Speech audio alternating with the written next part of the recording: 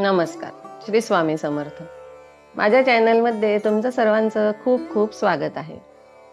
सुख, समृद्धी, ऐश्वर्य, वैभव प्राप्तीसाठी श्री सूक्तचं पठण करणे खूप गरजेचं आहे.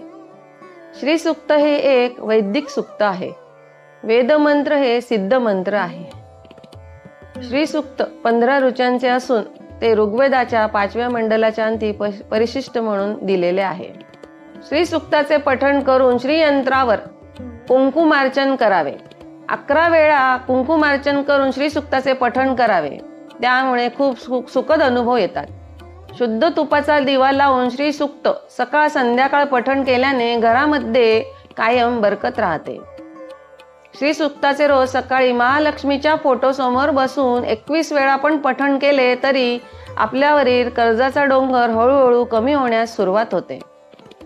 माता लक्ष्मी यांची कृपा प्राप्त होण्यासाठी शुक्रवार हा खूप महत्त्वाचा दिवस आहे.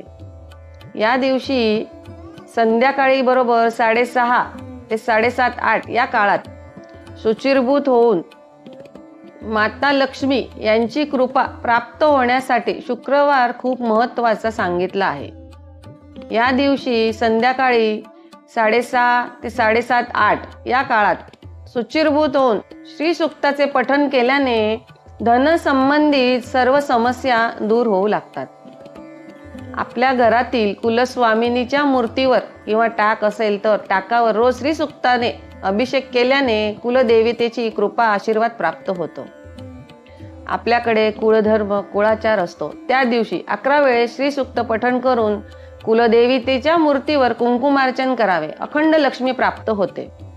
नवरात्रात पण श्री सूक्त रोज 11 वेळेस या पद्धतीने 9 दिवसांपर्यंत पठण केल्यास धन, धान्य, सुख, समृद्धी, ऐश्वर्याची प्राप्ती होते. श्री सूक्ताचे स्तोत्राचे पठण उत्तर दिशेला तोंड करून बसावे आणि पठण करावे.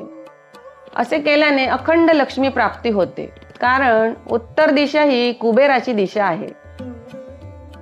श्री सूक्त पठण केल्याने आपल्या कुंडलीतील अशुभ ग्रहांचे आपल्यावर पडणारे प्रभाव कमी होऊ लागतात. ज्या व्यक्तींना खूपच आर्थिक समस्या आहे, सर्व काही करून सुद्धा पैसे घरात टिकत नाही, लक्ष्मी स्थिर राहत नाही, अशा व्यक्तींनी सकाळी लवकर उठून शुचिर्भूत होऊन श्री सूक्ताचे 11 वेळेस पठण करावे.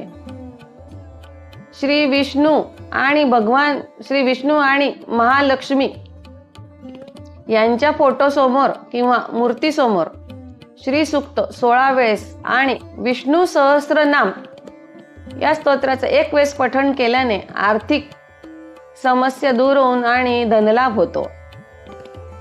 शास्त्रामध्ये म्हटले आहे की जिथे रोज ज्या घरात श्री सूक्ताचे पठण केले जाते त्या ठिकाणी कायम भगवान विष्णू आणि माता लक्ष्मी यांचा वास असतो.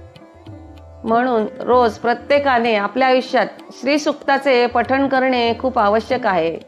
असे केल्याने श्री सूक्ताचे पठणाचे केल्याने धनलाभ होतो.